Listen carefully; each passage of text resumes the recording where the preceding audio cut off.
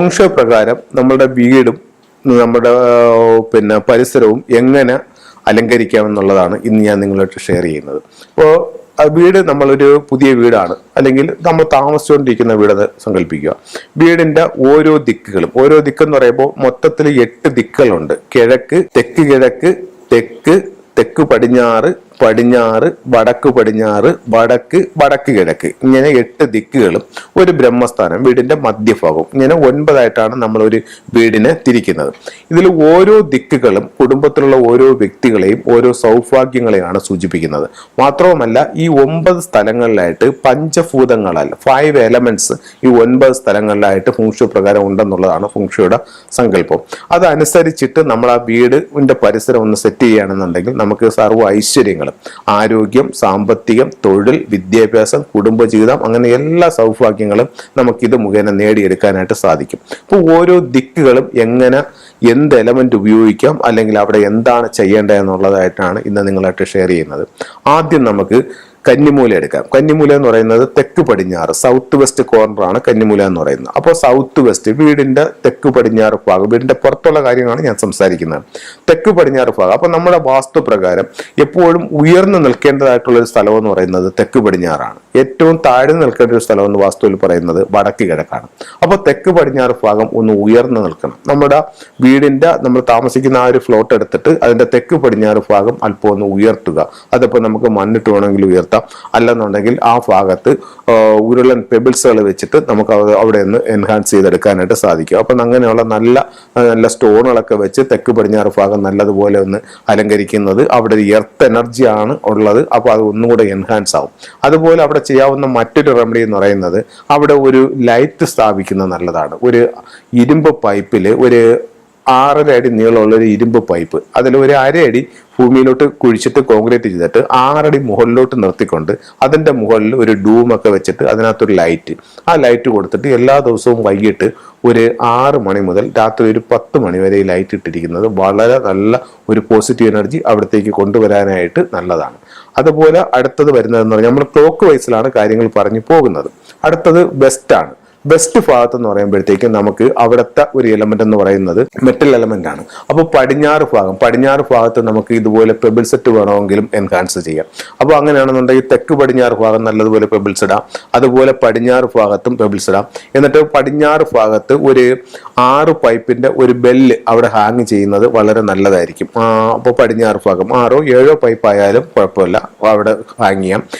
പടിഞ്ഞാറിന്റെ number എന്ന് പറയുന്നത് 7 ആണ്. അപ്പോൾ 7 പൈപ്പ് ആയാലും അവിടെ ദോഷം. അപ്പൊ അങ്ങനെ ഒരു ഇത് അവിടെ കൊടുക്കുകയാണെന്നുണ്ടെങ്കിൽ കുട്ടികളുടെ ക്രിയാത്മകമായിട്ടുള്ള കാര്യങ്ങളിലൊക്കെ വളരെ മുന്നേറ്റം ഉണ്ടാവും, വിദ്യാഭ്യാസപരമായിട്ട് നല്ല മുന്നേറ്റം ഉണ്ടാവും. അത് കഴിഞ്ഞ് അടുത്ത വടക്ക് പടിഞ്ഞാറ് ഭാഗത്ത് അവിടെ നമുക്ക് അവിടെയും പെബിൾസ് വെച്ച് എൻഹാൻസ് ചെയ്യാവുന്നതാണ്. അപ്പോൾ ഈ 3 ദിക്കുകൾ നമുക്ക് പെബിൾസ് കൊടുക്കാം. അവിടെ എല്ലാം നല്ല മനോഹരമായിട്ട് നമുക്ക് ഫെങ്ഷു പ്രകാരം നോർത്ത് വെസ്റ്റിന് വളരെയേറെ പ്രാധാന്യമുള്ള ഒരു ദിക്കാണ് നോർത്ത് വെസ്റ്റ് എന്ന് പറയുന്നത്. അപ്പോൾ നോർത്ത് വെസ്റ്റ് എപ്പോഴും ശുദ്ധിയായി സൂക്ഷിക്കേണ്ട ഒരു സ്ഥലമാണ് ഫെങ്ഷു പ്രകാരം. അപ്പോൾ ഈ നോർത്ത് വെസ്റ്റിൽ നമുക്ക് അവിടെ ഒരു 6 പൈപ്പിന്റെ ബെല്ല് കൊടുക്കാം. ബെല്ല് കൊടുത്ത് അങ്ങനെയും ആ ഭാഗം ഒന്ന് എൻഹാൻസ് ചെയ്യാം. അപ്പോൾ ഈ 3 ദിക്കുകൾ നമ്മൾ കവർ ചെയ്ത് കഴിഞ്ഞു. അടുത്തത് വരുന്നത് വടക്ക് ഭാഗത്താണ്. വടക്ക് ഭാഗം നല്ലതുപോലെ വൃത്തിയായി സൂക്ഷിക്കുക. അതിനുശേഷം വടക്ക് ഭാഗത്ത് ഒരു വാട്ടർ ബോഡി, നമുക്കിപ്പം ചെടിക്കടകളിലൊക്കെ നമുക്ക് ഈ സിമെന്റിൽ ഉണ്ടാക്കുന്ന വലിയ തൊട്ടി അല്ലെങ്കിൽ റിങ് അങ്ങനെയുള്ള സാധനങ്ങൾ വാങ്ങിക്കാൻ കിട്ടും. അത് നമ്മളുടെ വീടിന്റെ വടക്ക് ഭാഗത്ത് കൊണ്ടുവച്ചിട്ട് അതിനകത്ത് വെള്ളമൊക്കെ നിറച്ച് ആമ ഇടാൻ പറ്റുമെങ്കിൽ ആമ അവിടെ വളർത്തുന്നത് തൊഴിലിനും ദീർഘായുസിനും വളരെ നല്ലൊരു ഇതാണ്. അതുപോലെ തന്നെ മത്സ്യത്തെ വളർത്തിയാലും നല്ലതാണ്. അപ്പോൾ ആ ഭാഗത്ത് ആ വെള്ളം ഒന്ന് ആക്ടിവേഷനും കൂടെ ചെയ്യുകയാണെന്നുണ്ടെങ്കിൽ നമുക്ക് തൊഴിൽപരമായിട്ട് നല്ല ഉയർച്ച ഉണ്ടാവും. അപ്പോൾ ഈ ഭാഗം അങ്ങനെ ഒന്ന് കറക്റ്റ് ചെയ്യാം. അത് കഴിഞ്ഞിട്ട് നമ്മൾ വടക്ക് കിഴക്കോട്ട് കൊടുക്കുന്നത്. വടക്ക് കിഴക്കെന്ന് പറഞ്ഞു കഴിഞ്ഞാൽ ഇന്ത്യൻ വാസ്തു പ്രകാരം നമ്മുടെ ഈശാന കോണാണ്. ഈശ്വരന്റെ സങ്കല്പമുള്ള സ്ഥലമാണ്, ശിവന്റെ സങ്കല്പമുള്ള സ്ഥലമാണ്, വാസ്തുപുരുഷന്റെ മുഖം വരുന്ന സ്ഥലമാണ്. ഇത്തരത്തിലുള്ള ഏറ്റവും ഇന്ത്യൻ വസ്തുപ്രകാരം ഏറ്റവും വൃത്തിയായും ശുദ്ധിയായും സൂക്ഷിക്കേണ്ട ഒരു സ്ഥലം എന്ന് പറയുന്നത് വടക്ക് കിഴക്ക് എന്ന് പറയുന്ന ഈശാന കോണാണ്. അപ്പോൾ ഈ ഈശാന കോണിൽ ഈ ഭാഗത്ത് നമുക്ക് അവിടെ പെബിൾസ് ഉപയോഗിക്കുന്നുണ്ട്, ദോഷമില്ല. അവിടെ പെബിൾസ് കൊടുത്ത് ആ ഭാഗം എൻഹാൻസ് ചെയ്യാം. മാത്രവുമല്ല അവിടെ ഒരു ചുമന്ന ലൈറ്റ് കൊടുക്കുകയാണെങ്കിൽ കുട്ടികൾക്ക് വിദ്യാഭ്യാസപരമായിട്ട് ഉയർച്ച ഉണ്ടാവാനായിട്ട് വളരെ നല്ലതാണ്. അങ്ങനെ നമുക്ക് വടക്ക് കിഴക്ക് ഭാഗവും എൻഹാൻസ് ചെയ്യാം. അവിടെ നിന്ന് മാറി അടുത്തത് കിഴക്കാണ്. കിഴക്കെന്ന് പറയുമ്പോഴത്തേക്ക് അവിടുത്തെ ഒരു എലമെന്റ് എന്ന് പറയുന്നത് വുഡ് എലമെന്റ് ആണ്. വുഡ് എലമെന്റ് എന്ന് പറയുമ്പോൾ ആ ഭാഗം നമുക്ക് നല്ല ചെടികൾ എന്ന് പറയുമ്പോഴത്തേക്ക് ഈ മുള്ളുള്ള ചെടികൾ ഒഴിച്ച് മറ്റേ ബോൺസായി പോലത്തെ ഈ കുരുടിച്ച് വരുന്ന ചെടികൾ വേണ്ട, അല്ലാതെ നല്ല പച്ചപ്പിൽ വളർച്ചയിൽ നിൽക്കുന്ന ലക്കി ബാമ്പു, മണി പ്ലാന്റ് അങ്ങനെയുള്ള ചെടികൾ നമുക്ക് കിഴക്ക് ഭാഗത്ത് വയ്ക്കുക. കിഴക്ക് ഭാഗത്ത് വെച്ച് അതൊന്ന് എൻഹാൻസ് ചെയ്യുന്നത് നല്ലതാണ്. കിഴക്ക് ഭാഗത്ത് അവിടെ ഡോർ ഉണ്ടെന്നുണ്ടെങ്കിൽ ചൈനീസ് ഓറഞ്ച് നമുക്ക് വാങ്ങിക്കാനായിട്ട് കിട്ടും. അപ്പോൾ അത് വാങ്ങിച്ച് ഡോറിൻ്റെ രണ്ട് സൈഡിലായിട്ട് വെക്കുകയാണെന്നുണ്ടെങ്കിൽ ഒത്തിരി നല്ല പോസിറ്റീവ് എനർജി വീട്ടിലേക്ക് വരുന്നതായിരിക്കും. അത് വളരെ നല്ലൊരു ടൂളാണ്. അത് കഴിഞ്ഞ് നമുക്ക് അടുത്ത ദിക്കെന്ന് പറയുന്നത് തെക്ക് കിഴക്കാണ്. ഫുങ്ഷോ പ്രകാരം സമ്പത്തിന്റെ ദിക്ക് തെക്ക് കിഴക്കാണ്. ഈ തെക്ക് കിഴക്ക് ഭാഗത്ത് നമുക്ക് ഒരു മഞ്ഞ മുളച്ചെടി വെക്കുന്നത് നല്ല സമ്പത്ത് കൊണ്ട് തരാനായിട്ട് നല്ലതാണ്. ലക്കി ബാമ്പു അവിടെ വയ്ക്കാം. ആ ഭാഗത്ത് ശരിക്ക് ചെടികൾ ഉപയോഗിക്കാം. നിങ്ങൾ എപ്പോഴും ഈ മുള്ളുള്ള ചെടികൾ പരമാവധി ഒഴിവാക്കേണ്ടതാണ്. അത് മുള്ള് ഒരു പോയിസൺ സാരോസ് ആണ് ഉണ്ടാക്കുന്നത്. അതുകൊണ്ട് അത്തരം ഭാഗം നിങ്ങളൊന്ന് ഒഴിവാക്കുക. അടുത്ത ദിക്കെന്ന് പറയുന്നത് സൗത്ത് ആണ്. സൗത്തിലെന്ന് പറയുമ്പോൾ സൗത്തിലെ എലമെന്റ് എന്ന് പറയുന്നത് ഫയർ എലമെന്റ് ആണ്. സൗത്തിൽ ഒരു റെഡ് ലൈറ്റ് കൊടുക്കുക. സൗത്ത് ഭാഗത്ത് നമുക്ക് ചെടികൾ വെക്കുന്നതുകൊണ്ട് ദോഷമില്ല. കാരണം ഫയർ എനർജിയെ സപ്പോർട്ട് ചെയ്യുന്ന എലമെന്റ് എന്ന് പറയുന്നത് വുഡ് എലമെന്റ് ആണ്. അപ്പോൾ ഈസ്റ്റിലും സൗത്ത് ഈസ്റ്റിലും സൗത്ത് ഭാഗത്തും ചെടികളാകാം.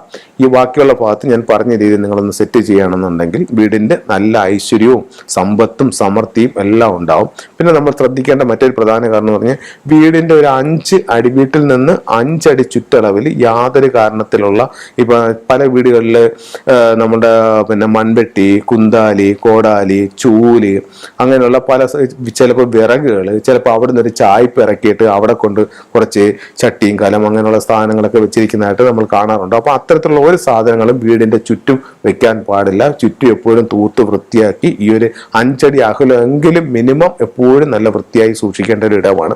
അപ്പോൾ ഇങ്ങനെ നമുക്ക് വീടിന്റെ പുറം നമുക്ക് സെറ്റ് ചെയ്തെടുക്കാനായിട്ട് സാധിക്കുന്നതാണ്.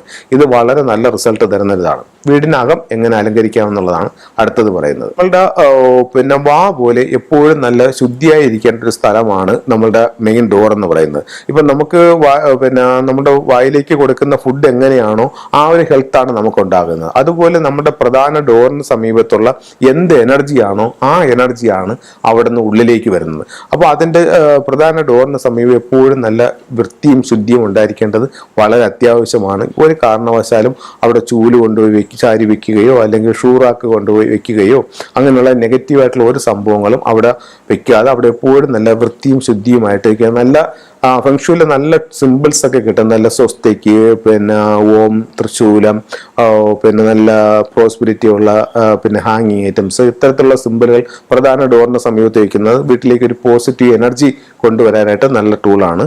അങ്ങനെ ആ രീതിയിൽ നമുക്ക് വീടിന്റെ പ്രധാന വാതിൽ അലങ്കരിക്കാവുന്നതാണ്. അത് ഉള്ളിലോട്ട് കയറി വരുമ്പോഴത്തേക്ക് നമുക്ക് ഓരോ ദിക്കിലും ഇപ്പൊ കിഴക്ക് ഒരു ഡ്രാഗന്റെ ചിത്രം വെക്കുന്നത് അല്ലെങ്കിൽ ഡ്രാഗന്റെ ഒരു സ്റ്റാച്ചു വെക്കുന്നത് വളരെ നല്ല ഇതാണ്. വടക്ക് ഭാഗത്ത് നമുക്ക് ഒരു അരോന മത്സ്യത്തിന്റെ ചിത്രം വെക്കാം, അല്ലെങ്കിൽ ഒരു സ്റ്റാച്ചു വെക്കാം.